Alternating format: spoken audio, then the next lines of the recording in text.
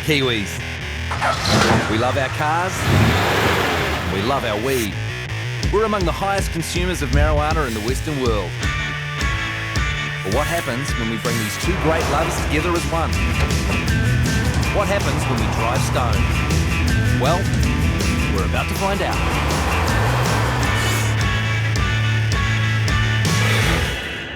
There's a lot of myths out there, a lot of beliefs.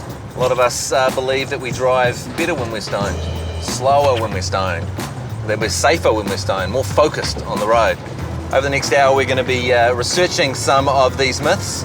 We've got experts from here and around the world. We're going to travel to Colorado, where marijuana has been legalised, and see how that affects things. And then later on, we're going to get a bunch of Kiwis. They're going to get stoned. They're going to get behind the wheel, if they feel up to it. And we're going to see how good they are at driving. Safely, of course. Our first stop is Wellington, where some of the finest minds from around the world have gathered. Excluding me, that is. I'm over an hour and a half late. All are experts in stone driving. Not experts in the same way as my mate Spooge. These are experts of a more scientific kind. So, what do they think? Would you say that cannabis makes you a slower and safer driver? There's two questions there. Slower, yes. Safer, not so much. Cannabis does slow people's brains down. So what happens, people tend to more often drive slowly. Faults, they are not safer drivers. People think that if you're driving slowly, you're therefore a safer driver. But the reason why they're driving slowly is their brain functioning is slowing down. And when your brain function slows down, you tend to be an unsafe driver. People tell you, oh yeah, but I can concentrate so much better after I've been smoking.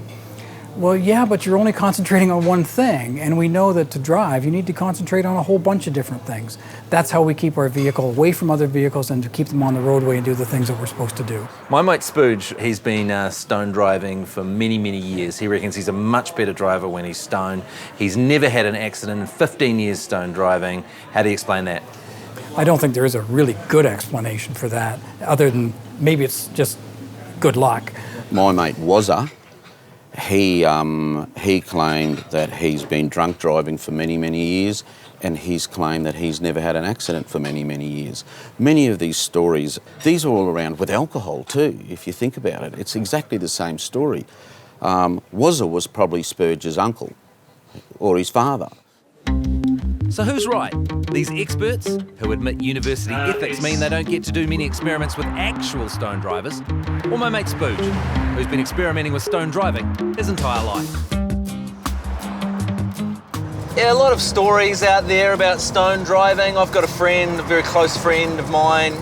He was driving and he had had some brownies and driving along quite slowly, and then saw a long line of traffic at an intersection, pulled up and put up there and sat there for a long time behind this long line of traffic, wondering why we weren't turning, why we weren't going, why the light wasn't changing. Thought maybe there'd been an accident. Then after about 15 minutes, he realised that he was just parked behind a bunch of parked cars and they were never going to go anywhere, which was pretty safe if you think about it, because he wasn't moving. But also terrible waste of time, because I didn't get home till about 2 in the morning. He didn't get home till 2 in the morning. I also had a friend who was driving stone one night, and he got so paranoid that he surrendered himself to what he thought was a police checkpoint. It actually turned out to be a police car queuing at a McDonald's drive-thru. But this is the real thing, a checkpoint in South Auckland. So Andy, it's a beautiful night here out in South Auckland. You're running a checkpoint here. How many stone drivers have you pulled over so far? This evening, Matt, we've got none so far. There's been a couple over the limit on the alcohol, but drugged, stoned, none as yet. How many would you expect to pull over on a night like tonight? Alcohol checkpoints, we tend to not pull that many over. They tend to be stopped as a result of their driving manner, and we tend to not see drivers as we're approaching checkpoints. We tend not to get a good gauge of their driving manner, and we can gauge their driving manner once with the following of instructions at the checkpoint, but as a general rule, not too many at checkpoints. What are you looking for with a stone driver? You're looking for the smoke billowing out the window? You're looking at the type of music they're listening to? Not necessarily. The smoke is obviously a good indicator. We're looking for behaviour such as speeding up, slowing down, erratic speed. There's usually a smell of drugs coming from the vehicle. There's usually drugs paraphernalia hanging around in the vehicle. And they're usually agitated, sweating, confused, those sort of things. Do you think stone driving is a big problem in New Zealand? It's bigger than I think a lot of people perceive. Is there anything that you could test me on right now? See if Well, I am? you could just stand, Matt, with your heels together. Heels together. So what I'd like you to do, Matt, is looking at your feet, I'd like you to raise your left foot approximately 6 inches out in front of you, straight leg, point your toes, and count, looking at your feet. 1 1,000. 1 1,000. 2 1,000. 3 1,000. 4 1,000. Okay, how 5 was that? 1,000. That was quite hard, actually. So the police may not be able to find too many stone drivers on the roads, but can we? We've arranged a bunch of drug test kits, same ones the Aussie cops use, and we've identified some stoner hotspots. This sunset on One Tree Hill, for example, should be catnip for weed aficionados. Now it's just a case of convincing a bunch of people to let a strange man stick a thing in their mouth, grab some saliva, and then test them for drugs. Hello, excuse me. Hi. I was just wondering if you could lick this little pad here. It's a little drugs test. Okay. So all you have to do, right, is lick it and then rub it around the side of your mouth a little bit. Yeah, that doesn't sound dodgy at all. Thank you very much. Next stop, the movies. Specifically, a late night session of a film so bad, no one would ever watch it straight. Hello. Hey, we're just doing this little test thing, a little sort of experiment, and we've got these little testers, these little drug wipes, and I was just wondering whether you'd be willing to lick it. It'll tell us whether you'd been taking any cannabis to enhance your movie-going experience. Thank you. Cheers. Have a good night. After getting stoned at the movies, the next logical step for a stoner is a hot fudge sundae at the McDonald's drive-thru. So we'll just sneak up and see if we can get someone to give our little drugs test a lick. I just need you to lick that little bit there, Okay. and it'll tell us if you've been taking any drugs and if you're driving on drugs. And finally, anyone bored enough to cruise down Queen Street on a Friday night has got to be on something. So let's grab some samples here and see how we go. Yeah, just lick there. Who else licked it? No one else. It's clean straight out of there, I promise. And I'll get a little bit more around the side there. Oh, thanks, mate. So here are the results of our statistically unscientific drug testing around some of the potential cannabis smoking hotspots of Auckland City on a Friday night. We did 10. 6 came up completely clear, but 2 came up positive for cannabis. We only did 10 tests, 2, that's 20% came up positive for cannabis. So people are driving stoned. We also got a cocaine and an opiates, but that's for another documentary. So it's definitely out there, but is it making our roads more dangerous? We're going to put it to the test ourselves. But up next, what happens when you throw open the floodgates and make cannabis legal? We're off to Colorado.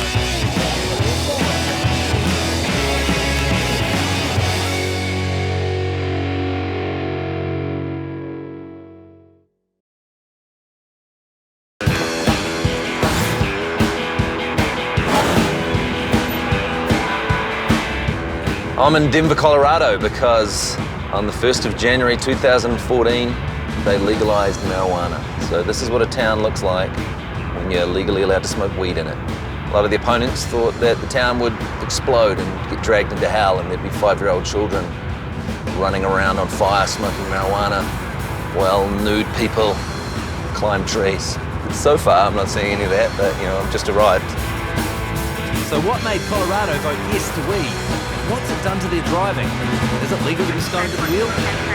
We're with Christian Cederberg, the lawyer who ran the reform campaign. From a New Zealand perspective, we're quite a long way away from marijuana being legalised. How did you get it across the line? Who did you appeal to? Really, the focus was not on the people who traditionally supported reform in marijuana. The focus was really on the soccer moms or women who have kids or young kids or even kids going into high school because they're the core group of people that needed to be convinced that this was a good decision. And the thing that's worse than your kid smoking marijuana under the current system is your kid getting caught smoking marijuana, because that will follow them around forever. And so, that's who we appealed to. That was a big focus of the campaign. Now that it is legal, who can buy it? Where can you smoke it? So there's two things. Anyone 21 and over can possess up to an ounce of marijuana concentrate. In terms of buying, you can actually purchase marijuana from stores that have licenses from the state and the city, wherever, or to county, wherever they are. Currently, you cannot consume marijuana anywhere that's open and public. So streets, parks, any sort of public space. And since the legalization, has there been just a hell of a lot more people driving stoned? Is there people all over the roads where you see carnage on the streets? I've not noticed a lot more slow drivers. There's not really been anything that's measurable at this point, at least as far as we can tell. We're very interested in that data, but I think that from the police I've talked to and from the reports and everything else, we're not seeing a huge spike in drug driving. Christian introduces us to a friend of his from Medicine Man, Colorado's largest grower and seller of legal weed. So what's this? This is the mother room. All these plants are kept in a vegetative state, and what we do is just let them grow big and bushy, and we take little clippings off of them, and we use that to create the next generation and just replicate the same plant over and over. So people are allowed to grow plants at home. How many plants are legally allowed to grow home in Colorado? If you're 21 and up, you can grow 6 plants at home. Are many people doing that? Why don't they just grow their own weed instead of buying it off you? There probably are a lot of people doing it. However, here at Medicine Man, we can grow it a lot better than you can. How hard is it to grow, though? Is it like as hard as growing a tomato plant or harder? They call it a weed because it is simple to grow, but to grow it this well, to grow these many buds off of one plant is really difficult. To have this high quality of cannabis is really hard to achieve. So it's just simply easier to come here, and we're gonna have a wider selection for you as well. What's your electricity bill like? It's like buying a small car every month. It's about $15,000. At the old Griffin's factory in Dunedin, tour groups used to get bags of broken biscuits. That's not the case here. All waste matter is shredded and destroyed. And it's really hard to shake the feeling that the cops are going to bust us at any moment. How much does this weigh? How much have we got in there? This is about 2.5 pounds, probably. 2.5 pounds. So a legal value of roughly? This is probably about $5,000 worth of product. Would it be in a similar position as, say, pornography is in society? Like, is it akin to going down to the DVD store and buying a filthy movie? Is that level on the social stigma? I hope not, but I think for some people it is viewed that way, where it's still a shame type of a thing. Right, there's no shame in pornography. Can you see that changing rapidly? It's becoming more mainstream, more acceptable? I believe so. I think over time it certainly will continue to go the direction it has been, and people are realizing that it's not a bad thing to smoke marijuana at all. So how much is a 50 bag? We don't have that here. $50, it always stays the same price. Out in the shop front, Medicine Man is doing a roaring trade. Take a moment to smell as now you're in front of the buffet. It's legal to smoke pot here, but it's not legal to drive stone. Something the Colorado Department of Transportation is trying to get across to smokers through a series of amusing ads.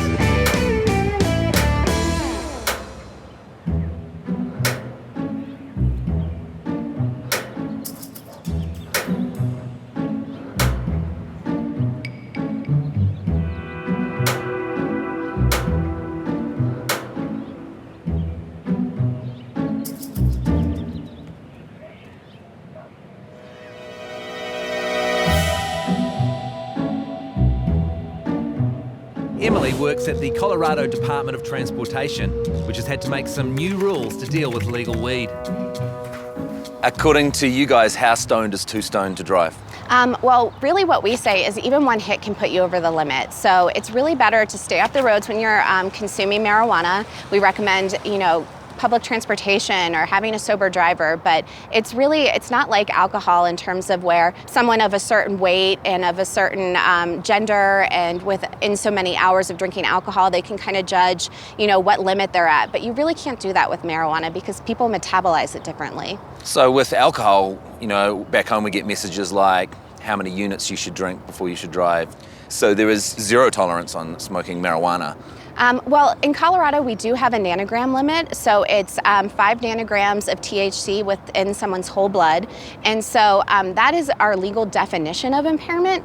But like I said, it's really difficult to tell what is too stoned because people metabolize marijuana differently. For instance, if they take edibles, that's something that you know, a product that's infused with marijuana could take up to 2 hours to even hit your system. So it's really risky to be on the roads if you're consuming at all. If stone drivers are dangerous, then 420 weekend must be one of the most dangerous times to be in Denver. But there's one thing even more dangerous. A driver from New Zealand. This is my first time driving in America, actually. I've already just drifted across a few lanes, had a few honks. I'm expected to get shot at some point. And with the new law changes, I assume everyone thinks that I'm stoned in driving. I'm all over the shop, trying to concentrate. It's very hard. I think the left loser thing doesn't really help you. Oh, Jesus. Nearly hit that guy on the motorbike. Fortunately, the police have other things on their radar today. It is the day of the 420 rally. A day when stoners defy the law against smoking in public. And in a couple of hours, we'll see 60,000 people sparking up at the same time, if we can get there in one piece.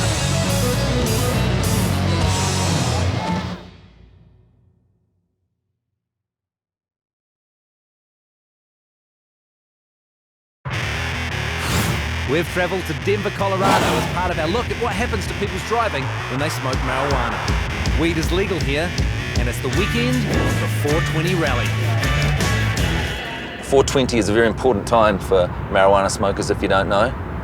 I don't know exactly why, but at some point, weed smokers decided that they like smoking weed at 420. So, we're coming up on 420, the date, April the 20th. Yeah, they hold a massive rally, and they smoke a hell of a lot of weed. And with marijuana legalized, this could well be the most smokingest day in Colorado's history. With so many stoners driving in from out of town, I thought we'd check in first with local law enforcement.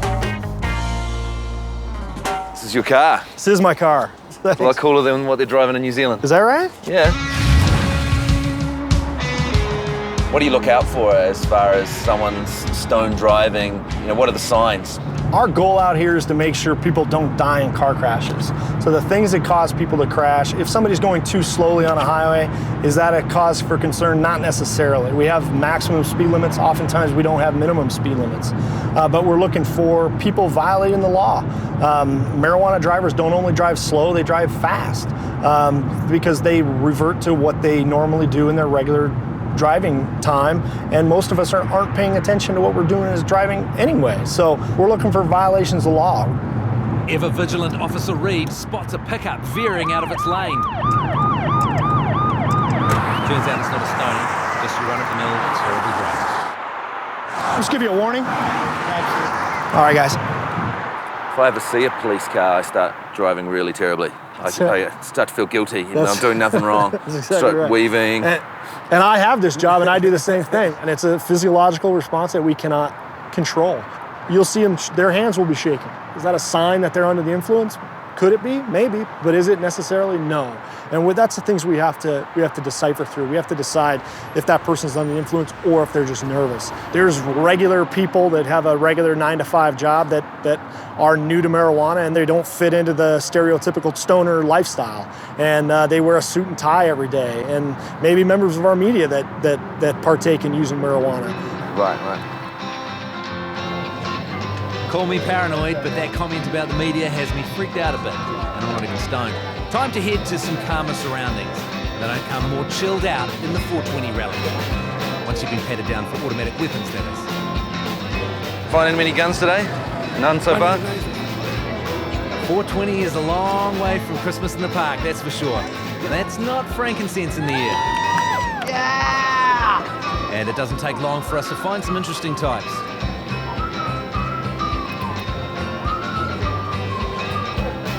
When they find out we're from New Zealand, watch out.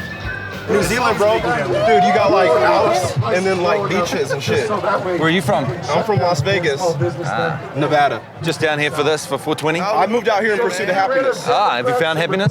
Yes, sir. You know what my happiness is? this. I love other cultures. New Zealand, bro, I'm trying to get the fuck out of America because, don't you know, NSA, all the shit, they're coming down on us, bro. Hey, sounds like a reasonable human being, not paranoid at all. So has the Colorado Transportation Department's humorous stone driving ex-movement got through? Well, no. Do you reckon you're a better driver when you're stoned than you are when you're sober? Better, worse? Well, I'm a better driver sober, but it sure is funner when I'm faded. Driving's like playing my Super Nintendo, man. I personally think I'm a better driver when I'm stoned because I'm so like conscious about like what I'm doing wrong and what the cops are. I'm like fucking 10 to 2 the whole time, whereas if I'm drunk, I'm fucking driving like a lope. I would say that 420 brings out a diverse crowd, but basically it's all stoners. Young stoners, old stoners, black, white, male, female. Well, actually, it's a bit of a sausage fest, but not entirely. Do you want to talk us through some of these items, these marijuana items you got on? Starting with the socks. These are Huff socks. They sell just socks with weed on them.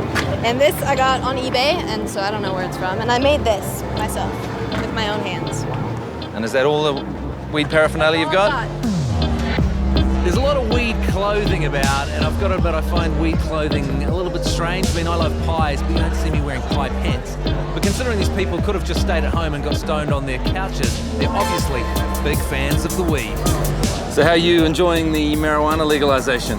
Oh man, I love it. I love it. It's bringing jobs. It's bringing jobs to the town. It's bringing jobs to the state. It's boosting the economy across the board. Man, it's giving a new precedence to stoner because now there are stoners out here who literally who work in that building, and they're out here chilling with us right now. So like I love it. I love it. What about the driving? You know, people driving better in Denver or worse? Oh, I think traffic's a lot less stressful, I'll tell you that. It seems like everyone's like, yeah, we're stop and go. So are you driving around stoned or are you keeping it sober? No, I keep it sober. I keep it sober because driving around is stressful enough. I can't blow my high. Someone honking at me behind, like, come on, man. So that's your reason for not driving stoned is because it ruins your stone? It ruins my stone because I'll be stuck at a green light. Wait a minute. And at 4:20 p.m. on the 20th of the 4th, 60,000 people join together and spark up in the park. 4, 3, 2, 1, light that shit!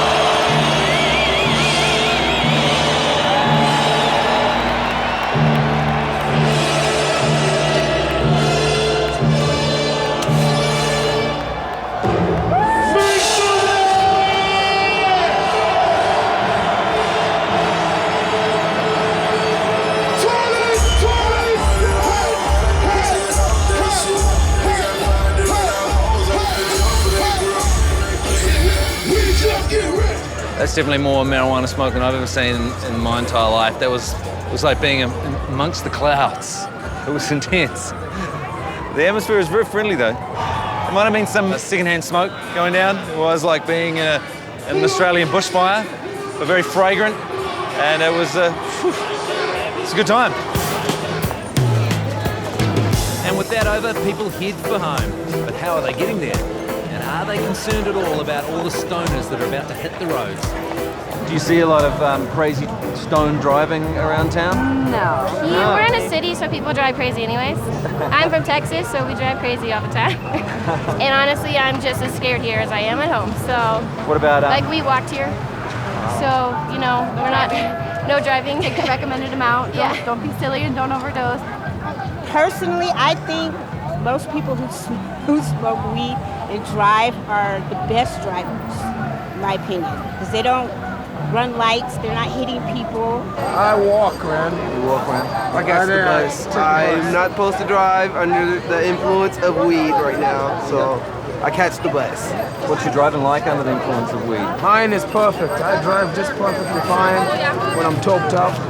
For me, it's the challenge.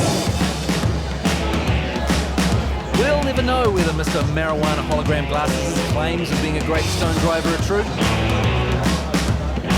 But it's interesting to see some of the same ideas about stone driving here as there are back home. Slower, safer, better. So is it true? We're going to put it to the test on the racetrack.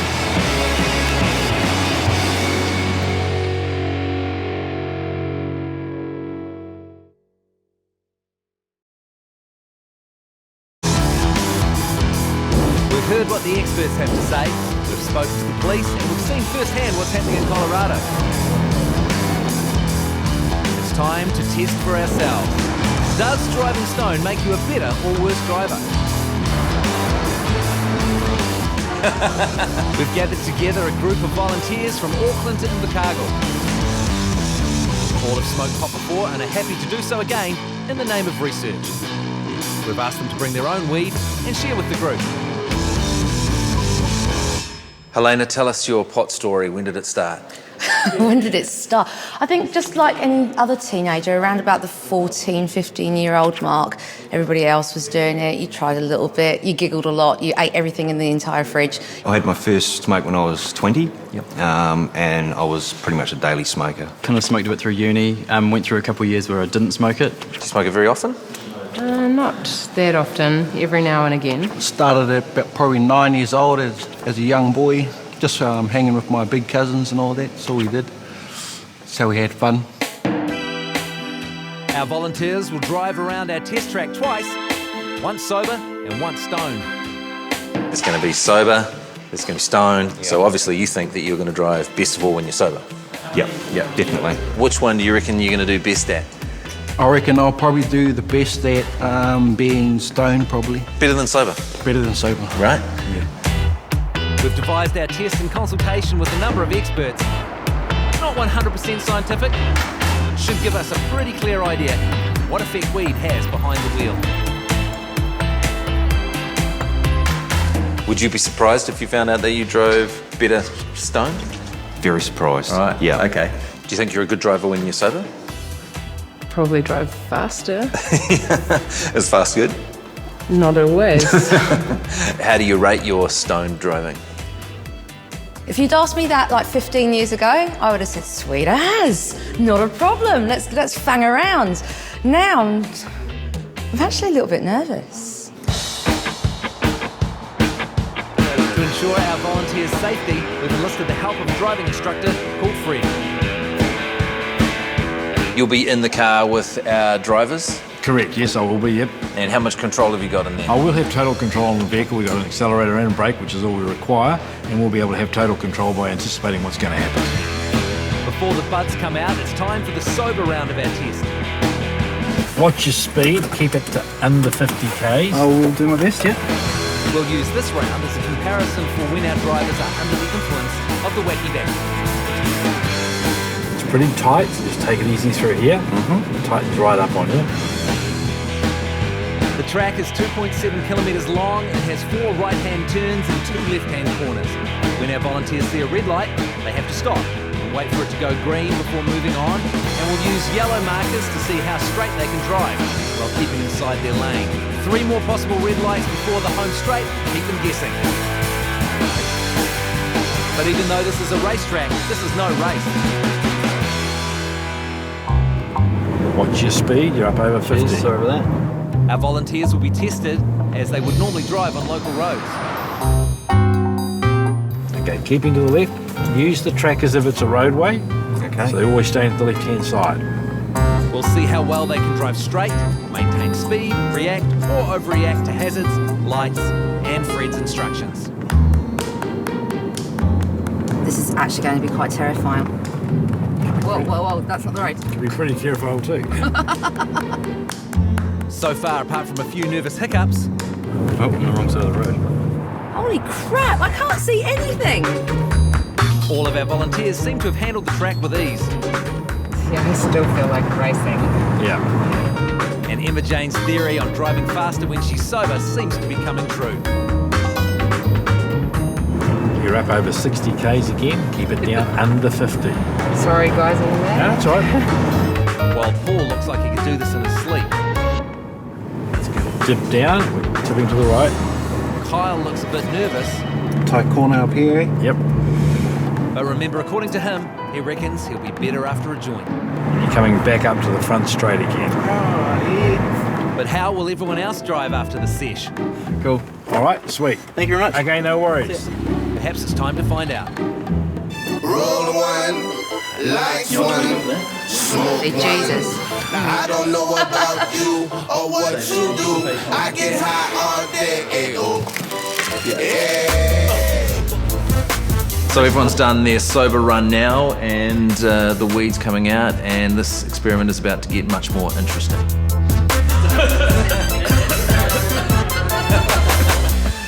So Damien, would you say that you're pretty stoned now?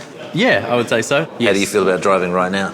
I wouldn't drive like this, but this control condition, I'm feeling kind of excited to go for it. Yeah. Now, everyone's been told they don't have to smoke more than they want to, and they don't have to drive if they don't feel safe. How stoned are you on a 1 to 5 scale? Right now, I'd say about 2.5. And what about you, Kyle? How are you feeling? I'm feeling it. Me and Bo had a few blunts, man. Damn, there's some good weed, yeah. So if you would smoke this much, generally speaking, would you contemplate driving? No. Maybe years and years ago when I was a bit younger, I definitely would have, but yeah, nah. Well, let's give it a crack anyway. Our volunteers will follow the same course as they did before, except now they're stoned. And like the first time, they must keep within the yellow lines and stop if they see a red light. Well, we'll just come over here and we'll have a bit of a chat here. I feel stoned. You feel very stoned. I feel quite stoned, but quite anxious. Yeah. Do you normally feel anxious when you're stoned? Yeah. Or you're anxious about the drive? No, just from the marijuana. Yeah, right. I could possibly be a bit more stoned. You want to be more stoned now? No, but I could drive now. I'll drive now and I'm stoned driving. Right. Last time I think I was driving too fast. Oh, right. So you feel like you're going to be driving a bit slower this time? Oh, yeah. You ready? Let's do it. Feels a bit odd letting someone jump behind the wheel when they've just told you how stoned they are. Oh, how stoned do I look? She's definitely very stoned. But in the interests of scientific research, and with Fred by her side, what could possibly go wrong? Start her up. She's struggling with a few of the basics at this point. Actually, I am quite stoned. First impressions tell us she's a little bit paranoid. It feels quite heavy. Yep. Just watch your speed. One of the most common things people say about driving stoned is that they think they drive slower. Watch your speed. Oops. Under. Emma Jane told us earlier that she drives faster when she's sober. Was told several times by instructor Fred to slow down in her first run. So will she slow down now that she's been smoking the weed? Oh shit, 60 Ks. Well, maybe not. And go down between the two yellow lines. On the straight. And the running. Speed. Shit, got to see paint. Slow it down. Oh, speeding. Let's give her a red light and see how she reacts. Shit, I'm speeding and I am stoned. Do I have to stop at every light? Yes, Emma Jane, you do. There's someone on the fucking road. Well, that would be our cameraman. Cameraman. Paranoid. Stoned driving. As well as being intensely paranoid about the cameraman, what's interesting is that Emma Jane's overall speed increased from her sober round, which was the opposite of what she predicted. So is driving slower when you're stoned just a myth? Oh shit, I look totally too wasted. I've just been stoned driving and I felt really like I was going too fast and... Because you thought you'd go too slow, didn't you? But you think you went too fast? I was going too fast. Did Fred tell you were going too fast? Yeah. Well, she was pretty well stoned and she was a bit scary out there. She was scary. So, but she was considerably worse than when she was considerably, sober? Yeah. Right. Considerably worse. Okay. If she had been on the road, she would have been a real problem out there on the road. Every person 30,000. Next up is Kyle, who thinks he's heaps better driving after a few joints. You did good on the sober. You're pretty confident that you were going to be better at driving stoned. Yep. Still feeling that confident? Yeah, I'm feeling that confident right now. Okay, Kyle, let's do it. So will Kyle's ability match his confidence? Don't do this at home or at any party or anything at all. just an experiment, okay? What I want you to do is try and keep that speed to under 50 Ks. Yep. He's definitely stoned, but he seems confident. Feeling relaxed? Yeah, cool. So how many reefs had you had? Just one or? Probably 4 or 5. Oh, really? Kyle's brain might have been slowed down, but his driving hasn't. He leaves our chase camera for dust. Speed. Just keep following around. Speeding aside, Kyle completes the course without incident. Red lights are stopped at, lanes are stayed in, but our experienced instructor Fred notices Kyle is concentrating harder to drive as well as he did sober. So Fred, how did Kyle go?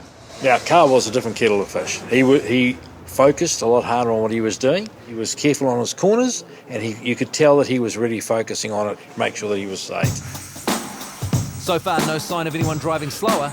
Let's see how Damien goes. Okay, Damien, you've been puffing up a storm in there. You were the first in on the joint. I'm actually a lot more excited about it than I was before. I'm kind of eager to try it, get in there. Damien, unlike Emma Jane and Kyle, is not quite sure how cannabis is going to affect his driving. Okay, so this is a tight turn, I remember. I feel like I'm using a lot more effort to focus. Yep, I can sense that the way that you're driving. I got a smile on my face, but I'm treating it seriously, I promise. I know you are. Cool, so red light up ahead, so I need to stop for that. And he spots our red light well in advance. Between the two yellow lines? Yep, in the middle. Yep. I was thinking someone was going to throw a mannequin out the side of that. Here's a quick test to see how stoned you are. If you're worried people are going to throw mannequins at you, you're very, very high. Hang left. No, we go right. Damien's doing pretty well for someone who's stoned out of his tree, until he just pulls over for no reason.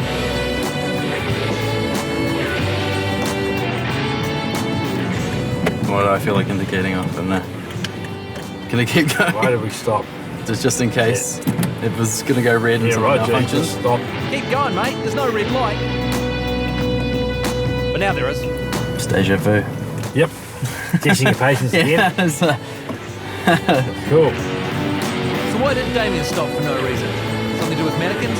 We'll never know. All right, take care. Cheers, bye. Okay. Damien, how'd you go? Oh, good. Yeah, really good. What were some key moments for you out there? The lights going off and me pulling off to the side of me. Felt like I was being laughed at for doing that, though, so I felt like I should keep going. And Yeah, we were laughing at you for doing that. Cheers. Yeah. Like Kyle, Damien was concentrating a lot harder. And as our experts predicted, concentrating on more than one thing at a time becomes very hard when you're high. We got him to do a couple of tasks while he was going, and he did those quite well, but he actually started slowing down to really concentrate on what it was. And he admitted himself that he was putting a lot of concentration in. You could tell by his facial expressions. Right, so you think they're purposely concentrating harder than they were when they were sober? Absolutely. What we don't know is whether our stoned drivers would concentrate quite as hard if they weren't being filmed with Fred in the passenger seat. And if they did, how long that level of concentration would be maintained. Coming up, we've got the last of our two drivers. How are you feeling? Fairly stoned. And Helena's got a case of the cuttings. How stoned? Like this stoned. Really yeah. stoned.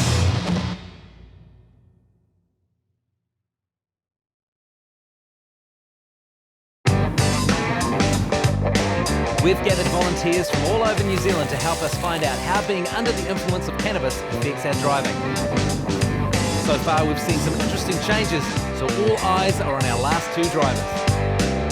Okay, Paul, you've had more time with the weed than anyone else. Yep. How are you feeling? I'm fairly stoned. Are you feeling confident about the drive? A little nervous, but I feel fairly confident. Paul has said that he's firmly against driving while stoned. Let's see how it affects his performance. Use the track as if it's a roadway, so we want to keep to the left-hand side of it all the time. All right. He seems to be taking it all in his stride. It sounds like he's had a good night. So you've enjoyed your time there having a few cigarettes? It's been all right. Yeah, met some new people and been a long night. Paul does okay stopping for the red. When we go around here, we're going to go straight down the centre again. But the yellow lines throw him a bit. He slows down quite sharply, and even though the obstacles are nowhere near his lane, he still swerves to avoid them. And this time actually going there, send a text, say coming home. We don't encourage texting and driving, but people do it. I'm not even going to get to my message before then. That's right. Stupid phone. Although Paul's not actually able to send a message to his missus while driving high. No worries. Thanks for that, mate. Cheers, eh? So, Paul, overall, do you think you drove better stoned or sober? I think sober a little bit. Yeah, just I was a little bit pretty sorta- close. Yeah, pretty close. I think. Yeah, there was just a couple of little corners there that I thought I might have remembered and might have been going a bit quick. So Paul's speed was a bit erratic, even though he doesn't appear that stoned, which is not something you can say for Helena right now. You've had heaps to smoke. Would you say that you're stoned? Yeah. Yeah. Yeah. How stoned? Like this stone. Really stoned. Yeah, I want to Helena's take pretty a very happy. walk right She's now. happy to see me, and she's equally that's happy good. to see That's a good Frank. sign. Frank! One small problem though, Fred's name's not Frank. How are you? I'm really quite stoned. Are you really? Yeah. So we're in for a bit of fun, are we? Oh my God. Oh, cool. Life insurance? Yeah, no problem. Good man. All up to Good date. man. Helena was a little nervous about how she'd go after sparking up. So let's see if it's made her better or worse. I feel like we're going much faster Well, than before. yep. But the urge to slam it around this corner is so great. We'll just resist it, all right? Her first obstacle is one we hadn't prepared for her. It's actually a rabbit. Whoa, far out. Cool, you didn't run him over. I almost said bunny.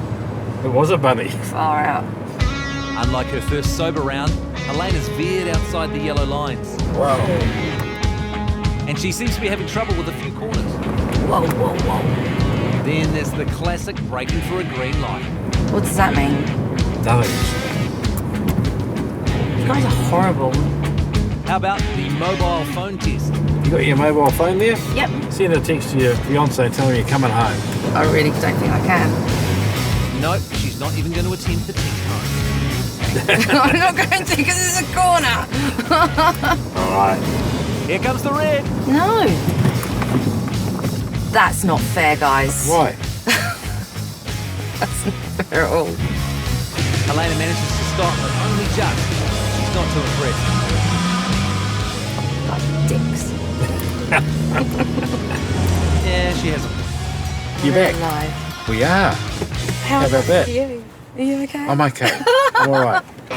Helena was right to be wary of driving high. There wasn't flash in a number of areas. And was there really a rabbit? There was totally a rabbit, dude. It was Did this Fred see the big. rabbit? Frank totally saw the rabbit. Frank saw it? Frank saw it. Did Fred see it? I don't know who that dude is. Is there another guy in there? Frank as well. Frank's a great guy. I Yeah, love yeah. him. I've got a 14-year-old daughter, and if she's ever as stoned as I am right now and was behind the wheel of a car, yeah, I've got serious concerns. So I take it that you think that you drove worse stoned than you did when you were Yeah. sober? So that brings us to the end of our epic journey. And what a journey it was. So what have we found? We found, despite what both our experts and a lot of pot smokers think, stone driving is not necessarily slower driving. Some of our volunteers actually drove faster. Oh shit, 60 Ks. We found that everyone had to concentrate a lot harder and multitasking goes out the window. I'm not even going to get to my message before then. That's right. Stupid phone. And we found that people overreact to simple hazards, even ones that aren't there. Why did we stop? Just in case. So is stone driving safer driving? You guys are dicks. No. Sorry, Spooge. In the end, I just hope you learned something. I know I did. And I hope you stay safe out there.